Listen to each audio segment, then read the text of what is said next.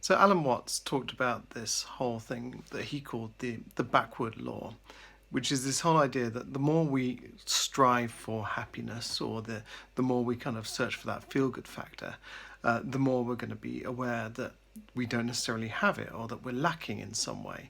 And this whole paradoxical thing is how society, not society, but how the capitalist system feeds off us. So we're constantly told that we must have more, we must be better, we must have the next shiny thing or the more expensive thing. And that whole thing, it keeps us hungry because it tells us that we don't have enough. There's this whole kind of lack in our lives. And that it doesn't matter how good our iPhone is, there's always a new one that we've got to have, and if we don't have it, we won't be complete. It doesn't matter how slim we are, we'll never be slim enough, because Instagram is telling us there's always someone out there who's slimmer. So we need to get that better gym membership, or we need to buy those supplements, or we need to buy those clothes. But the thing is, and this is why gratitude is such a powerful thing, the more we focus in on the things that we've got, the positive aspects of our lives, the strengths that we already have, rather than the weaknesses, rather than the things we don't have, and this whole kind of striving for more. When we focus on those things we've got, suddenly we realise that actually we've got a lot going on. We've got great TV already. We've got a perfectly functioning iPhone. I mean, I'm recording this on an iPhone. It's probably 6 years out of date already, but it works fine. I do my podcasts on it. Everything's great. We've already got full wardrobes. We've got all the clothes we need. We don't need to be buying more. It's not going to make us happier, because there'll always be something else. So when you focus on gratitude for what you've got, and you really focus in on all the good stuff that you have in your life, the people that you've got, the love that you're feeling for those around you, and the love they feel for you, the fact that you've got a roof over your head, and the fact that actually life is pretty good right now.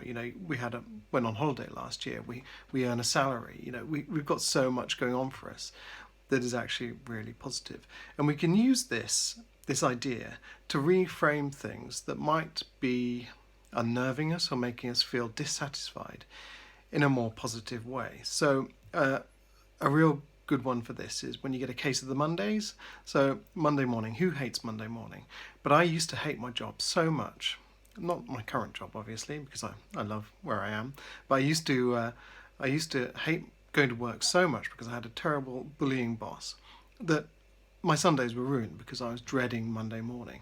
But that would leak over into Saturday, and it would leak over into Friday as well. I was dreading Monday so much that I had to go to this place.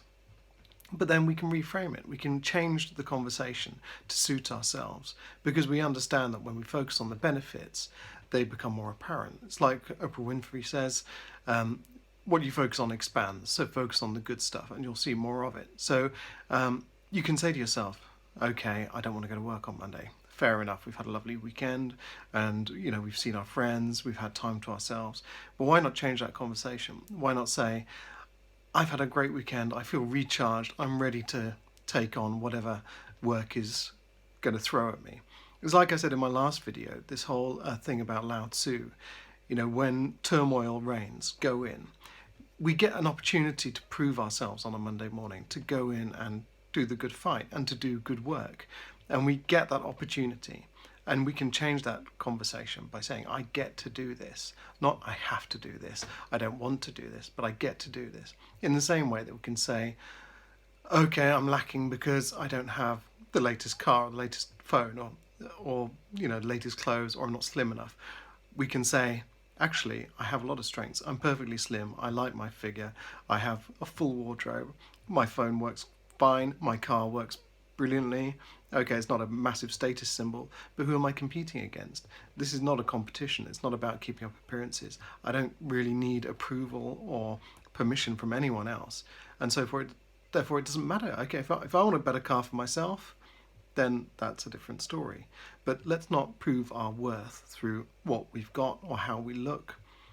Let's focus on how blessed we are already by the people in our lives, the food on our table, the roofs over our heads, and let's really focus in on that. Because when you start to look at those things, you realize that actually we're wealthy already, we have abundance. And by doing so, paradoxically, we attract more to it, because we're not out there seeking it, begging for it, eager for more. we become open and less grasping, and it starts to actually flow into our lives. We find ourselves faced with new opportunities all the time. So, okay, so there's my thought for today. It's Monday, obviously, otherwise, that's why that one popped into my head. But I hope that's useful for you. We can reshape the conversation to our benefit.